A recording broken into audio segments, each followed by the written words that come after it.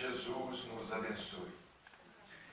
É com grande alegria que estamos visitando esta casa pela primeira vez, trazendo o nosso apreço, o nosso carinho, o nosso abraço a todos.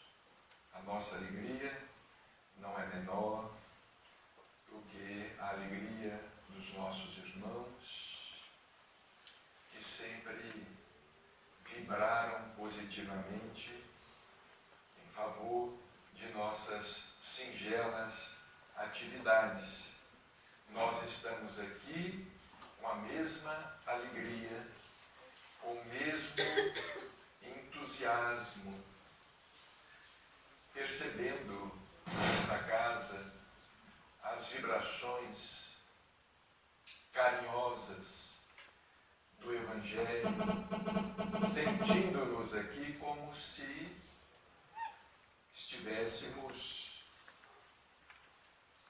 no núcleo do primitivo cristianismo ou do cristianismo primitivo, há mais de 2000 anos, há cerca de 2000 anos, quando os cristãos se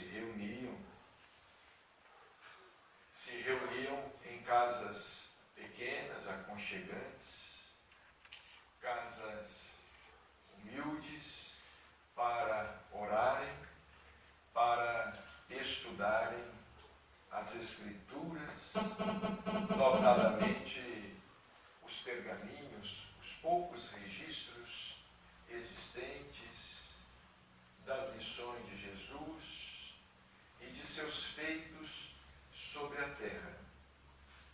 Antes de nossa reunião ter início, estávamos aqui recordando com um querido amigo uma passagem anotada pelo evangelista João, porque Jesus era muito amigo de Lázaro e de suas irmãs, Marta e Maria, de Betânia.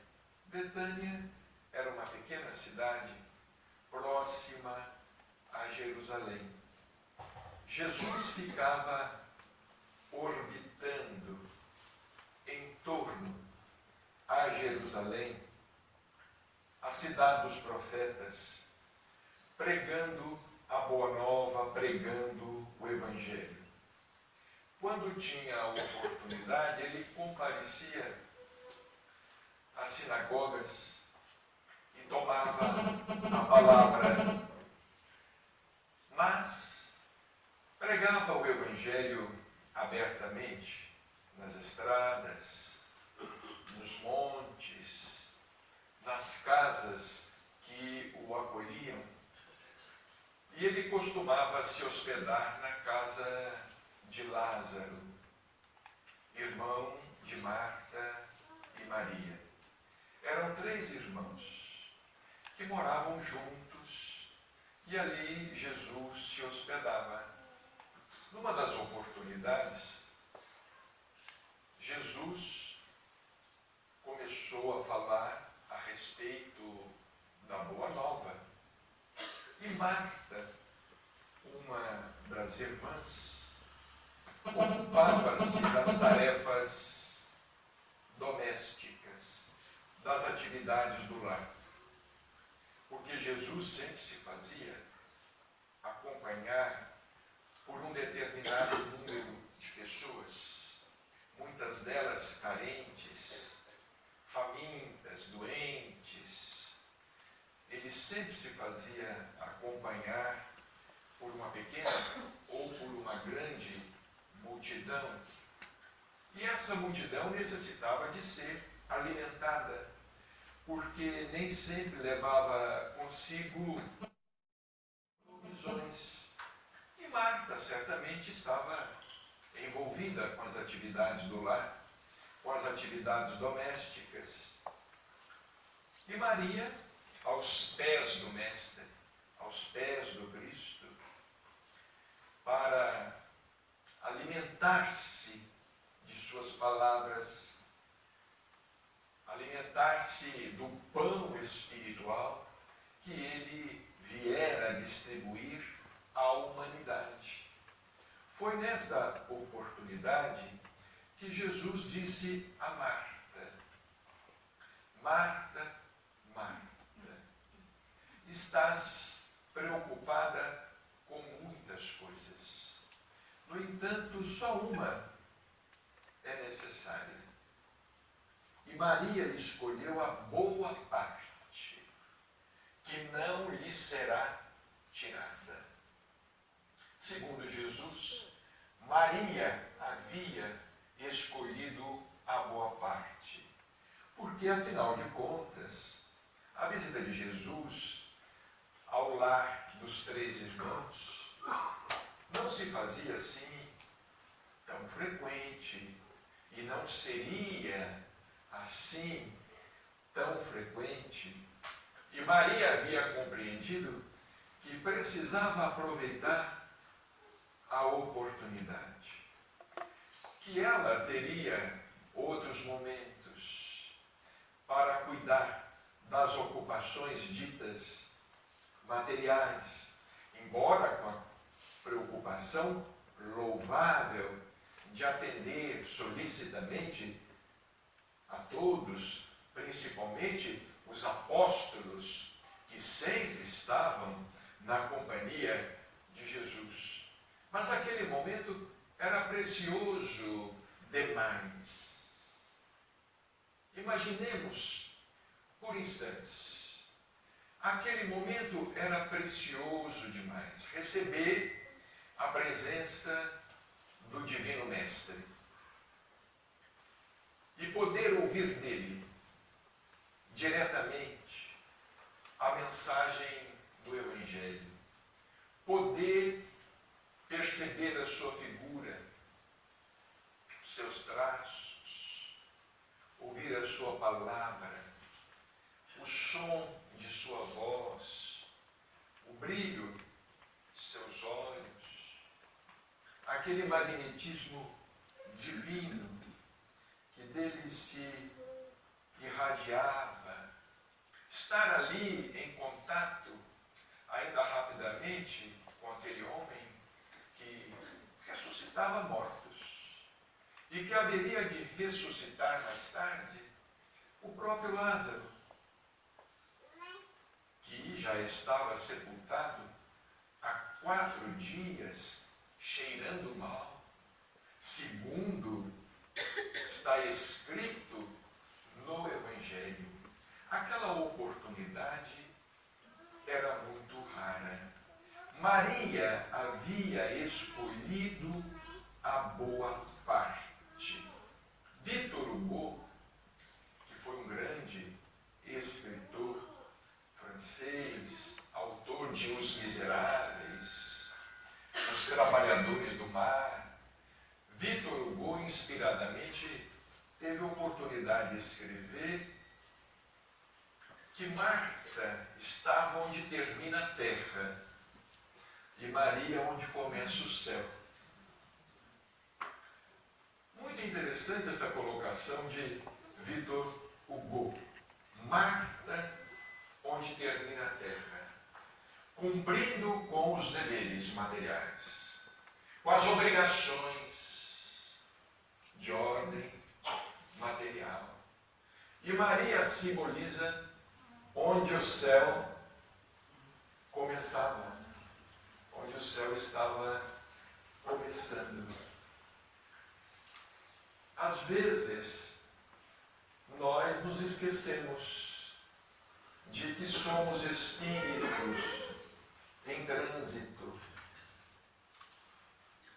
que estamos na terra, mas não pertencemos propriamente à terra.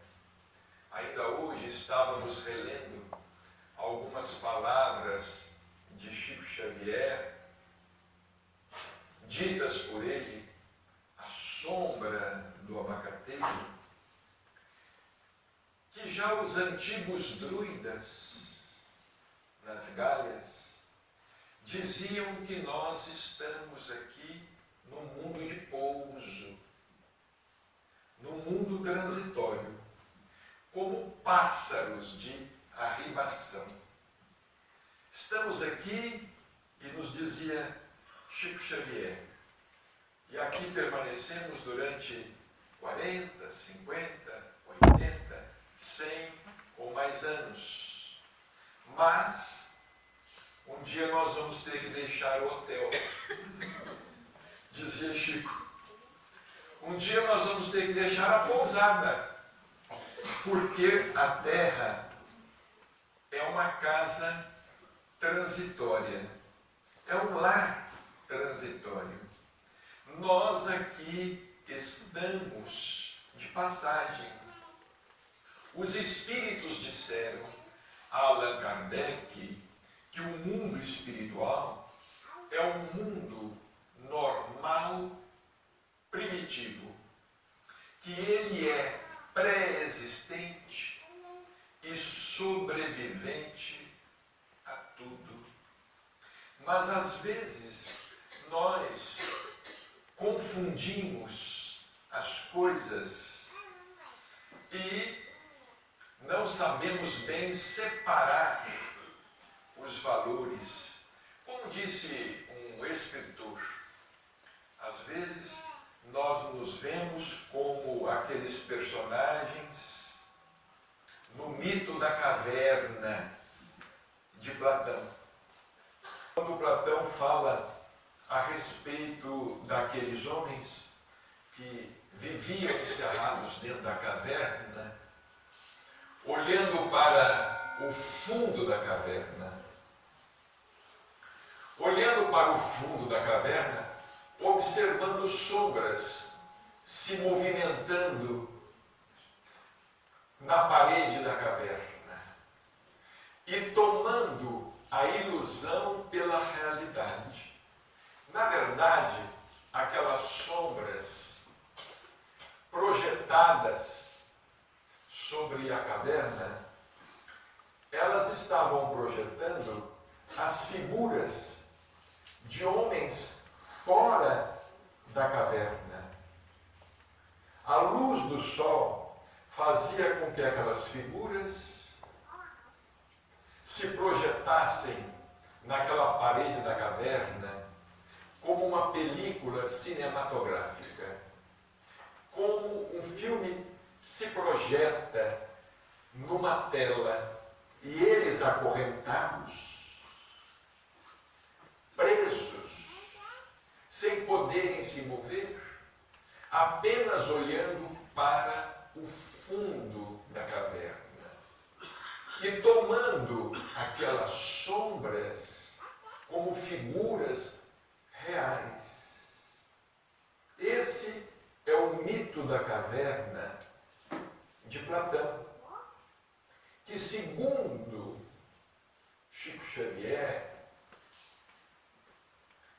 reencarnaria como Allan Kardec. Segundo Chico Xavier, teve a oportunidade de nos dizer pessoalmente, Allan Kardec havia sido Platão. E vejamos, já naquela época, Platão cogitava da realidade, afirmando que o mundo verdadeiro é o mundo das ideias, é o mundo abstrato, não o mundo concreto, ou que nós consideramos concreto. Não o mundo material, não o mundo físico, mas o mundo das ideias. E hoje a ciência está dizendo, está cogitando de que o que existe de concreto, essa matéria que percebemos em nosso universo, é sustentada por uma matéria invisível. sustentada por uma energia invisível, por uma matéria invisível, que, aliás, é a origem, é a causa deste mundo físico, deste mundo material, no qual nós estamos colocados transitoriamente em aprendizado, posto que somos espíritos em expansão. Assim como o universo se encontra em expansão, a inteligência humana também se encontra em expansão. Prova é que o único órgão do corpo humano que continua crescendo é o cérebro, enquanto os demais órgãos do corpo estão se restringindo, estão diminuindo de tamanho e depurando-se em sua própria função. Segundo a ciência, o cérebro é o único órgão do corpo humano que está crescendo para poder conter, digamos assim, a expansão do pensamento, o crescimento do espírito. E o nosso cérebro, segundo a ciência, segundo os neurologistas, ele está se projetando para frente. Ele está crescendo na região dos chamados lobos frontais. Ele não está crescendo para os lados. Ele está crescendo para frente. Ele está se projetando na direção da superconsciência, como nos fala André Luiz no livro No Mundo Maior, quando realiza um estudo admirável a respeito da casa mental, dizendo que o homem, ele reside num palácio, num castelo de 3 andares, que nós poderíamos simbolizar no subconsciente, que é o primeiro andar, o consciente, que é o térreo, digamos assim, é o segundo andar, e o terceiro andar, que é o superconsciente. O subconsciente representando o porão da individualidade, o nosso passado, as conquistas realizadas. Vejamos que nós vivemos muito mais pelo subconsciente do que propriamente pelo consciente, como nos fala o doutor Inácio Ferreira. Nós temos muito mais passado em nós do que presente, porque na realidade o presente é apenas um hífen ligando ao passado ao futuro. Mas se nós temos muito mais passado em nós, nós temos muito mais ainda futuro em nós, porque somos seres infinitos. Somos seres infinitos. Então, segundo André Luiz, nós moramos num castelo de 3 andares. O porão da individualidade, representado pelas nossas conquistas passadas, as nossas encarnações anteriores. Vejamos bem, mesmo aqueles que não admitem a reencarnação, eles não podem negar que o homem do presente é resultado do homem do passado. Eles não podem negar a reencarnação do ponto de vista biológico. Se eles refutam a reencarnação do ponto de vista espiritual, levando em consideração o espírito, eles não têm como refutar a reencarnação, levando em consideração a evolução das espécies.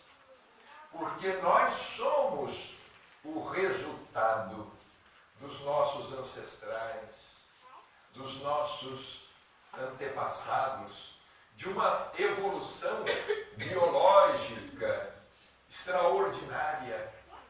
André Luiz, em uma de suas obras, ou em mais de uma, ele considera que que o ser humano, está lidando com a razão há cerca de 40 mil anos. Vejamos bem, nós estamos lidando com a razão há cerca de 40 mil anos. Há 40 mil anos, nós adquirimos essa possibilidade do pensamento contínuo, de articular ideias. Nós conquistamos a láurea da razão. Nós abandonamos a irracionalidade e ingressamos na racionalidade há 40 mil anos. A nossa jornada tem sido excessivamente longa. Há 40 mil anos lidando com a razão. E não obstante, somente agora estamos sendo capazes de efetuar cogitações de natureza espiritual. Somente agora estamos capazes de levar em consideração a nossa própria essência, porque durante quase esse tempo todo temos nos confundido com o próprio corpo, com o nosso próprio envoltório físico. Em O Livro dos Espíritos, há uma consideração dos espíritos que nos leva a refletir profundamente. Quando os espíritos falam a respeito da evolução dos homens e dos animais. Os espíritos disseram a Kardec que a distância que separa os animais do homem é a mesma que separa o homem de Deus. Vejamos que nós já percorremos metade do caminho. A distância que separa os animais do homem, ou seja, o ser irracional, do ser racional, é a mesma que separa o homem de Deus, ou seja, o ser humano do divino, o humano do divino. E o divino sobre a terra, ele foi representado por Jesus Cristo.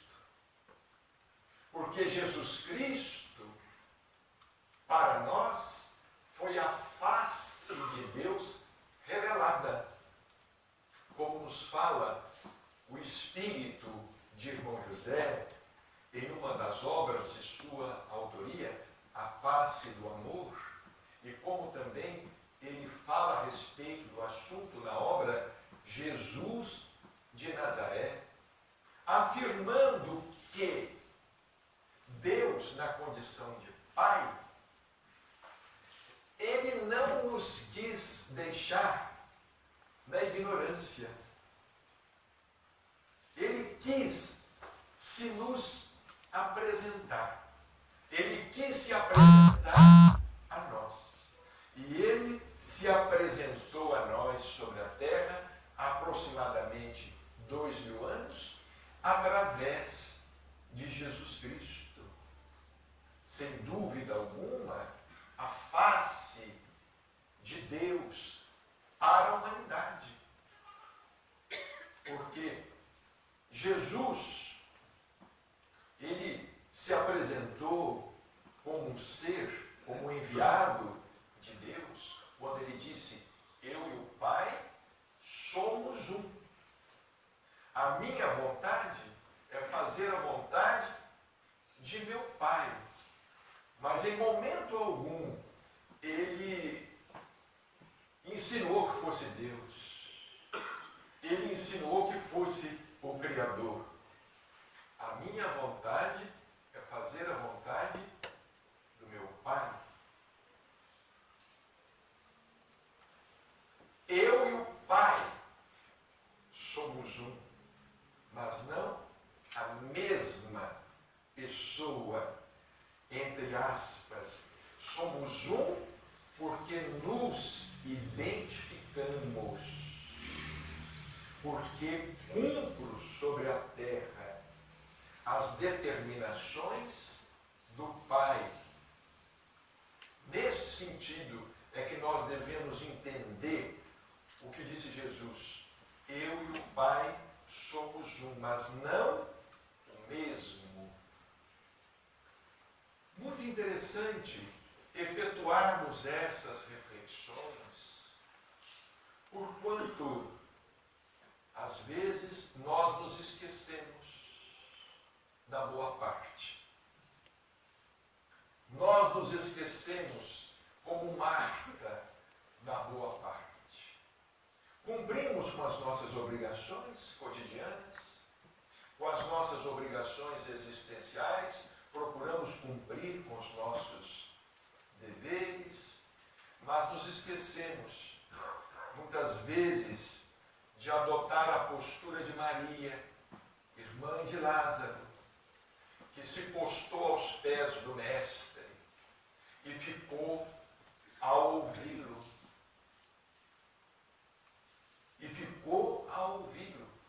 Nós aqui neste momento estamos fazendo a escolha de Maria. Deixamos os nossos afazeres. É como Chico Xavier, certa vez, estava nos dizendo à sombra do abacateiro, numa tarde de sábado, ele nos levou a efetuar a seguinte reflexão. Ele nos disse assim: imaginemos por instantes que todos nós aqui tenhamos desencarnado. Nós estávamos com Chico Xavier à sombra do abacateiro, uma pequena multidão, algumas pessoas ali presentes, as famílias do bairro carente, muitas mães, muitas crianças, mas muitas pessoas em visita a ele, muitas pessoas de toda a parte do Brasil.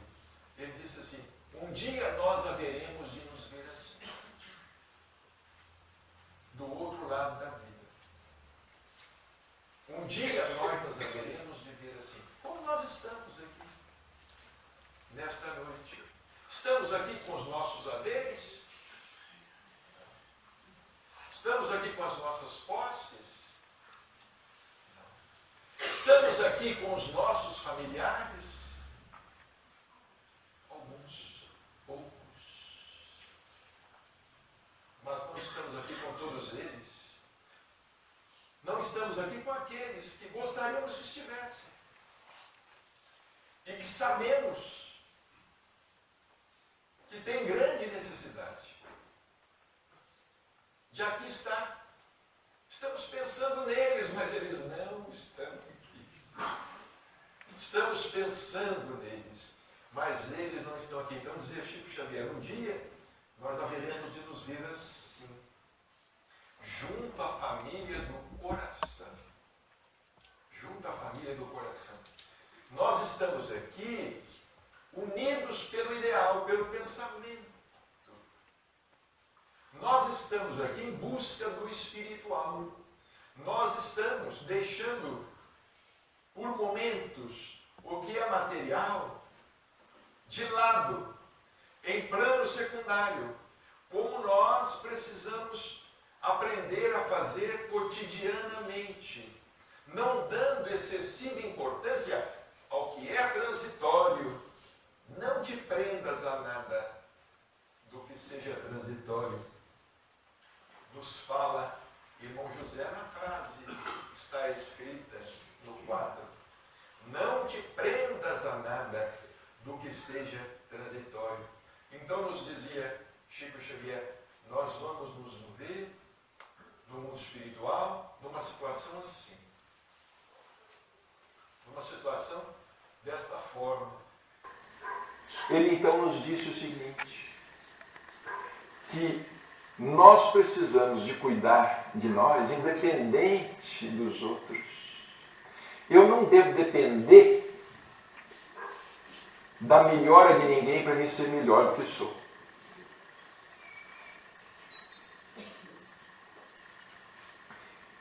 É curioso, porque nós temos uma tendência em seguir os maus exemplos. Todo mundo está roubando, eu vou roubar. E dificilmente nós temos uma certa dificuldade para seguirmos os bons exemplos. Não, eu vou resistir. Ainda que eu fique sozinho.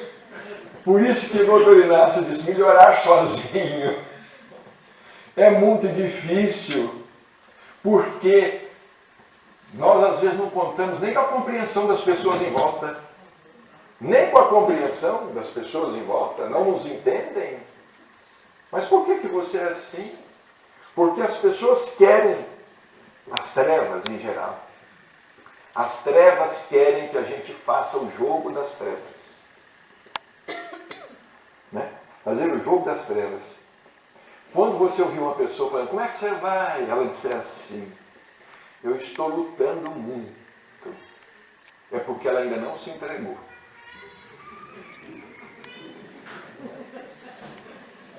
Ela ainda não se rendeu. Mas quando ela falar, se ela falar assim, não, comigo está sempre muito bem, com aquele rompante dela, não é? Claro, no aspecto negativo, porque tem as pessoas otimistas. Vamos deixar essas pessoas otimistas de lado, que são naturalmente otimistas, não é? Elas estão sempre na luz. Nós estamos nos referindo àquelas pessoas que estão entre a luz e a sombra, né? A pessoa fala assim, não, comigo está tudo muito bem, está tudo certo, e coisa e tal. Essa pessoa já se rendeu. Essa pessoa já se entregou, ela desistiu de lutar.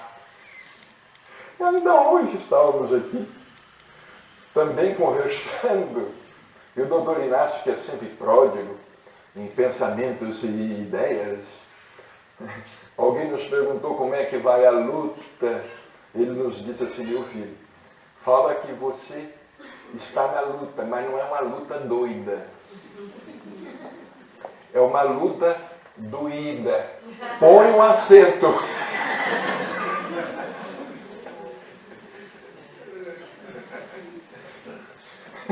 Porque entre a luta doida e a luta doída, tem um acento agudo.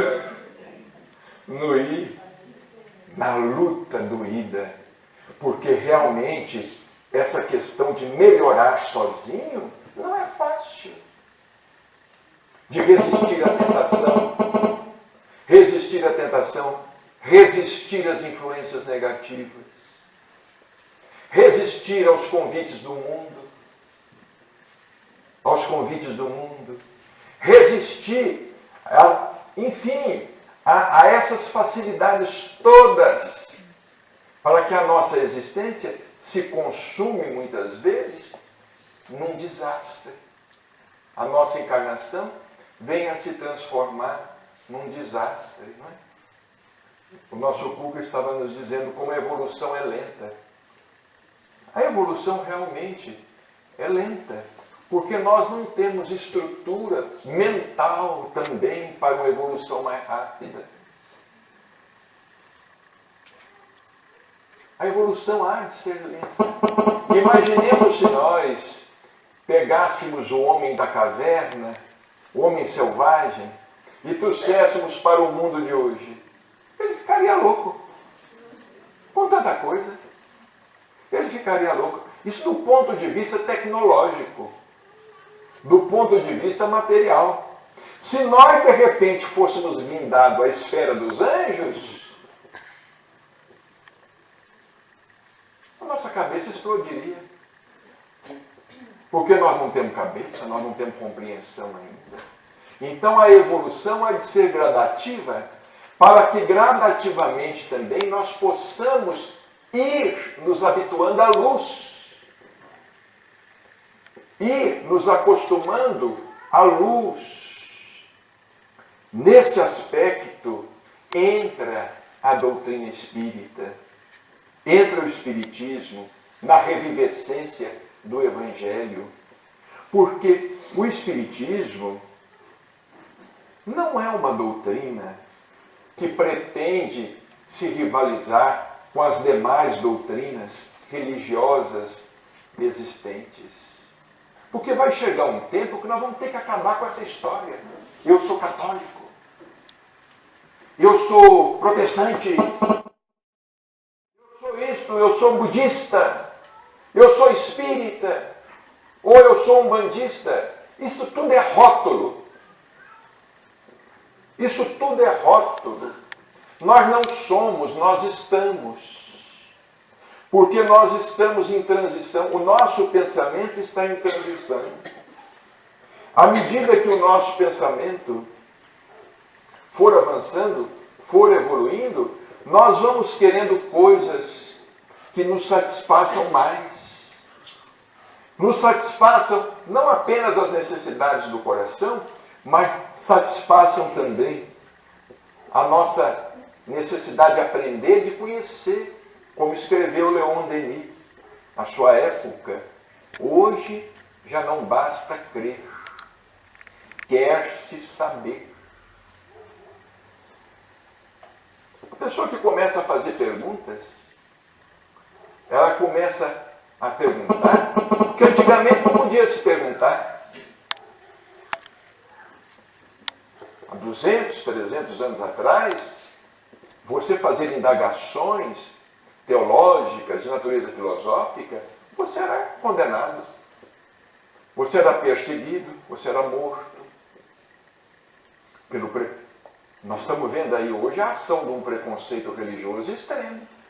Imaginemos há séculos atrás como era esse preconceito religioso também. Olha como a história também nos dá o choque do retorno, né?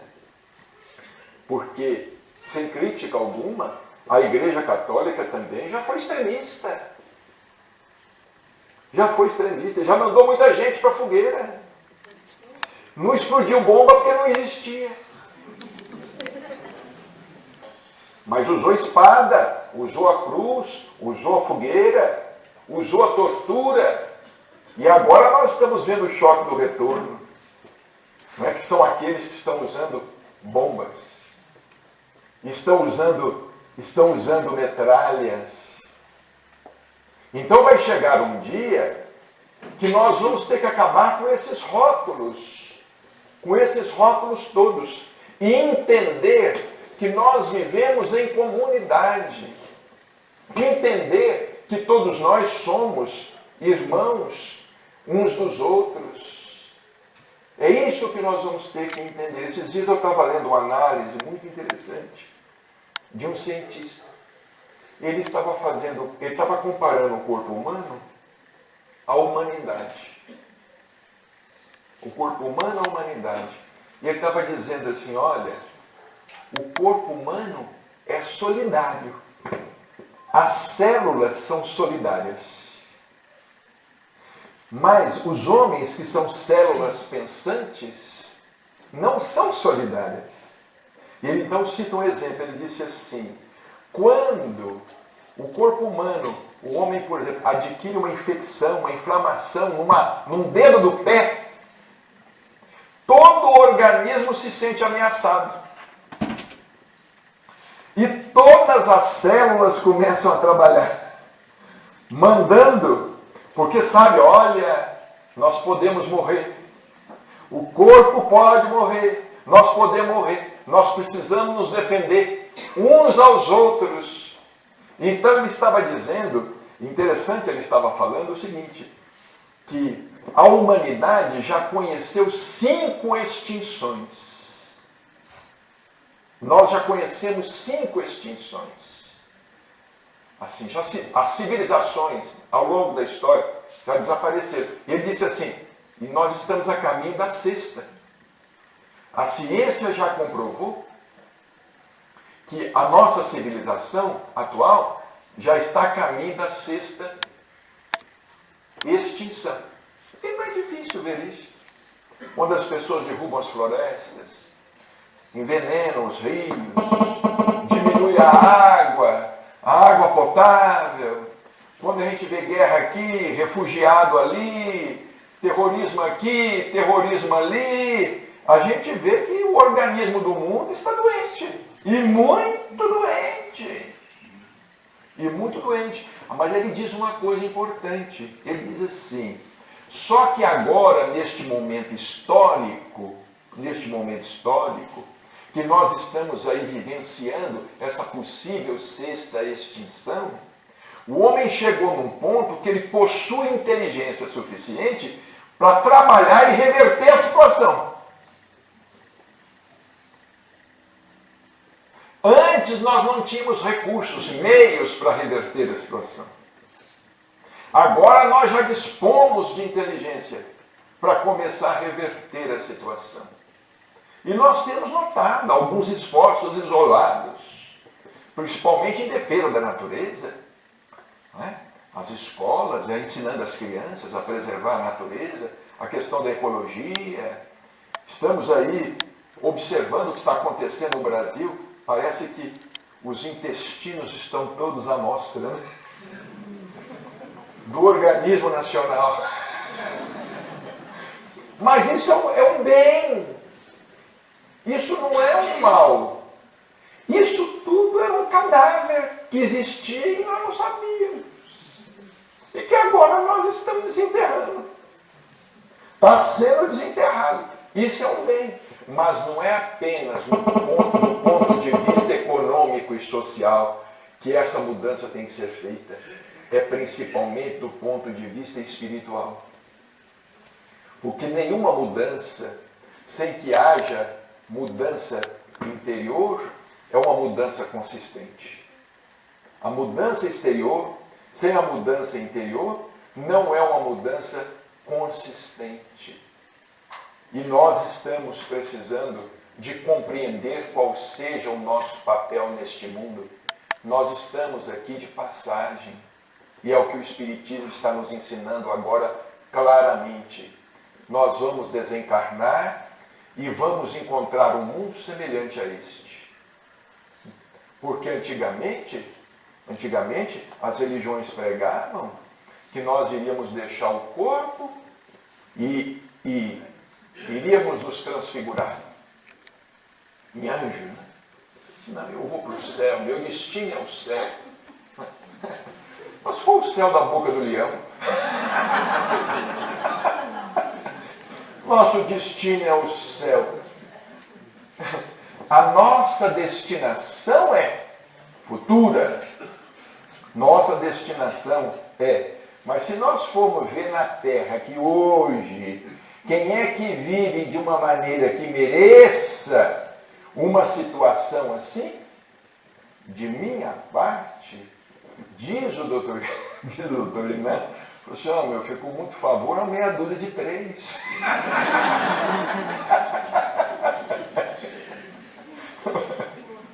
Ficou muito favor, uma meia dúzia de 3. E você que acalentava alguma esperança, pode perder. Pode perder. Mas pode perder mesmo. Não mantenha por mais tempo essa ilusão mentirosa que foi incutida na nossa cabeça durante séculos e milênios. É como os Espíritos nos dizem, quem é José, desencarna José e não São José. Para desencarnar São José, você precisa ser São José agora. E mesma coisa, quem é Maria não desencarna Santa Maria. Precisa ser agora. demonstrar isto agora. E nós fazemos isso escolhendo a boa parte, ou pelo menos damos início a esse processo. Porque nós estamos muito distantes da evolução espiritual, não é? Mas nós podemos começar isto agora, compreendendo isto agora, e não alimentando ilusões. Porque os espíritos agora, eles não têm dito claramente que muitos espíritos deixam o corpo, vão ao mundo espiritual e ficam dormindo e não têm consciência.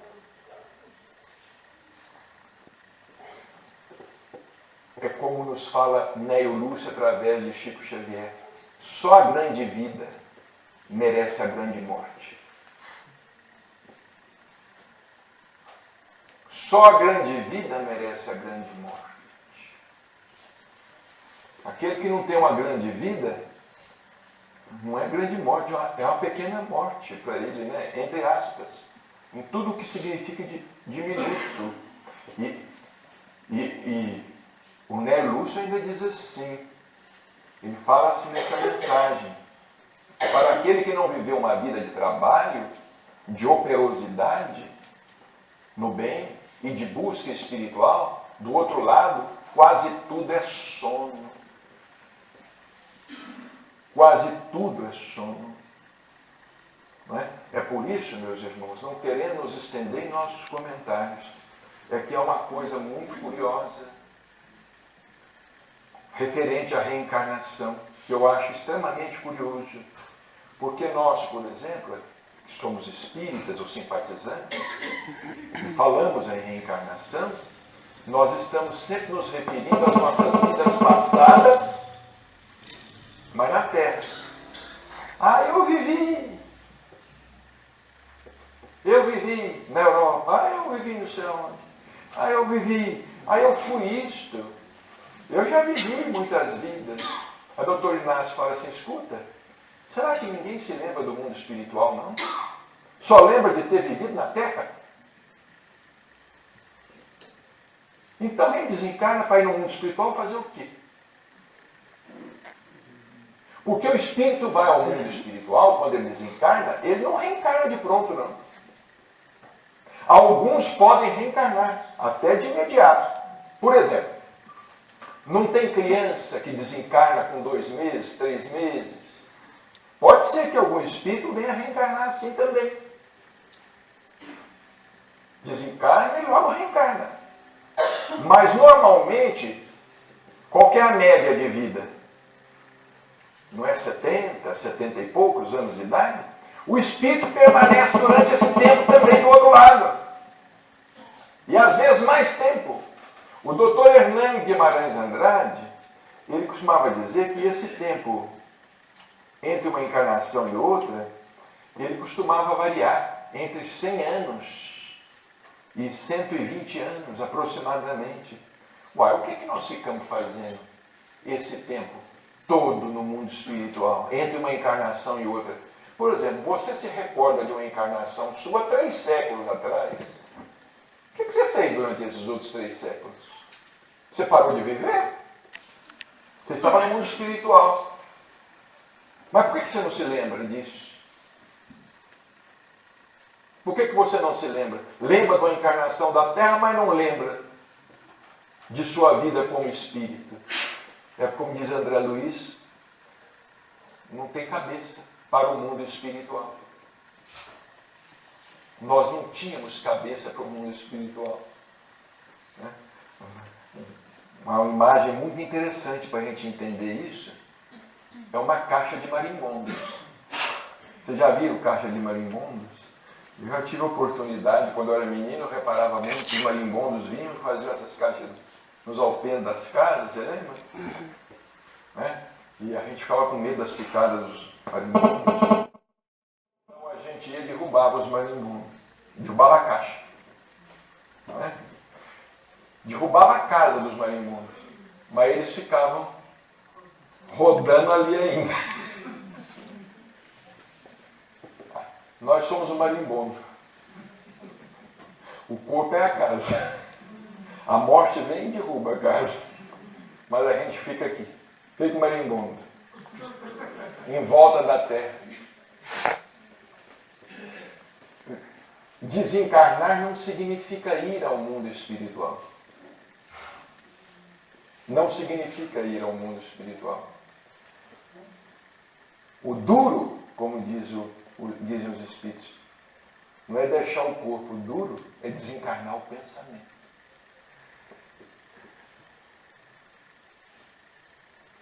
Desencarnar o pensamento.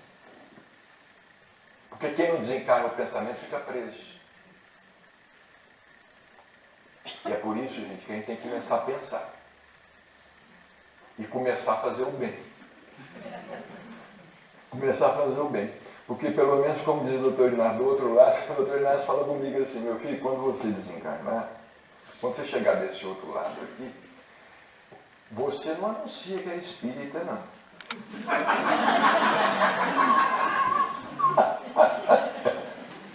Primeiro você sonda o ambiente.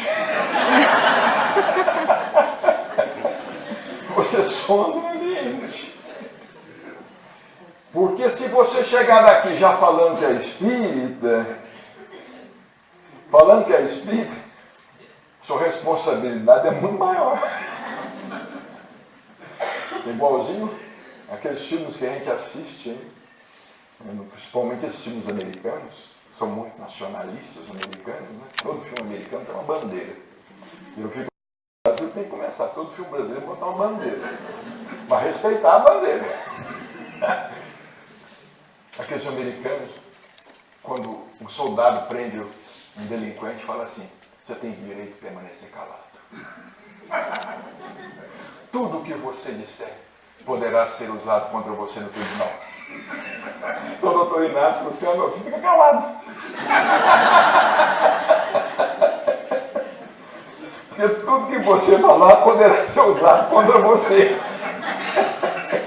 Primeiro você sonda o ambiente, porque o Espiritismo é uma doutrina que nos conscientiza e nos esclarece tanto, mas ao mesmo tempo nos responsabiliza. Não é? Ao mesmo tempo nos responsabiliza. Porque a gente fica assim, e agora? É aquela pergunta, né? Que o doutor Inácio uma vez escreveu no blog: sou imortal. E agora? Sou imortal. E agora? O que eu vou fazer de mim? Diante da imortalidade. É uma pergunta interessante, não é? Você não vai morrer, e agora? O que você vai fazer? Você vai continuar nessa vidinha? Nessa vidinha de sempre? Por quanto tempo você vai continuar nessa... Não é? Então que Jesus nos ampare, que Jesus nos abençoe nesta noite de reflexões, abençoe esta casa, abençoe todos esses espíritos amigos, encarnados e desencarnados, que têm nos trazido tantas oportunidades, tantos ensinamentos, na tentativa de nos acordar. Porque, segundo Emmanuel, o Espiritismo é processo libertador de consciências, para que a visão do homem alcance horizontes mais altos. Processo libertador de consciências. É o que é a doutrina espírita. O Espiritismo não veio para ser mais uma religião. Não veio para fazer um bando de fanáticos. O Espiritismo não veio para separar, ele veio para unir. O Espiritismo não veio para competir, não veio para construir templos suntuosos. Ele veio para nos ensinar que a gente reverencia a Deus em espírito e verdade. Em espírito e verdade. O Espiritismo é uma doutrina libertadora, mas é uma doutrina que responsabiliza. É por isso que, infelizmente, tem pouca gente preparada do ponto de vista mental e ético, pouca gente preparada para abraçar a mensagem da doutrina espírita. Porque é muito mais fácil aquela outra ideia, né? Tem um lugar reservado para mim, eu vou para a direita de Deus Pai,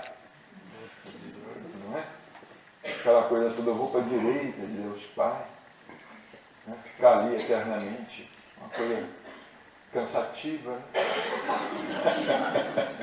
Que o Senhor nos abençoe e até uma próxima oportunidade.